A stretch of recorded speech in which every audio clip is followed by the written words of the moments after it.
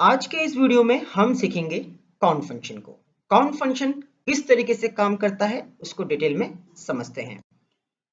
यहां पर सपोज आप देख सकते हैं आपके पास कुछ नंबर्स हैं और वो नंबर्स पर्टिकुलर सेल के अंदर हैं। कहने का मतलब है काउंट फंक्शन उन सेल्स को काउंट करता है जिन सेल्स में न्यूमेरिकल वैल्यूज है। कहने का मतलब है अगर किसी सेल में न्यूमेरिकल वैल्यू नहीं है तो वो उसको काउंट नहीं करेगा।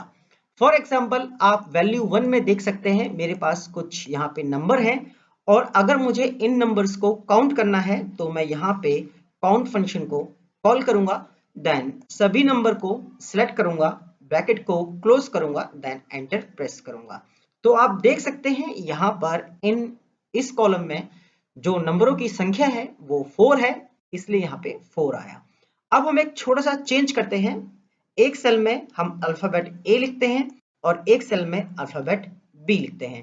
अब हम फिर से काउंट फंक्शन को कॉल करते हैं, देन सभी वैल्यूज को सेलेक्ट कर लेते हैं, ब्रैकेट को क्लोज करते हैं, देन एंटर प्रेस करते हैं।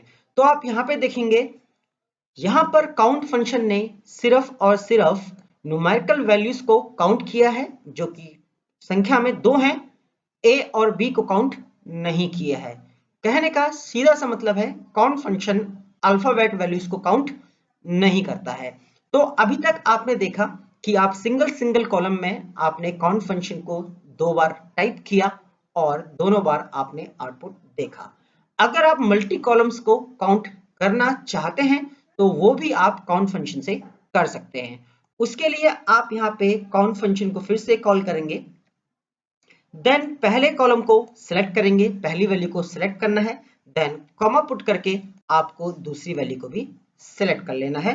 तो आप यहाँ पे देखेंगे यहाँ पे तो टोटल नंबर्स हैं वो 6 हैं और 2 अल्फाबेट हैं। एंटर प्रेस करने पे जो आउटपुट आता है वो आता है 6, क्योंकि यहाँ पे नंबर की संख्या 6 है।